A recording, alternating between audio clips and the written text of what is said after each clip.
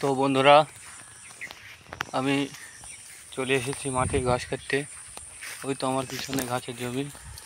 তো আমি মূলত যাব ওই সামনে কলা বাগান দেখতে পাচ্ছেন, ওখানে কলা পেটকুচ বা ছুটা আনতে ঘাসের বোঝা বাঁধতে হবে। তো দেখতে থাকো, ঘাসের জমিটা পার হয়ে যায়।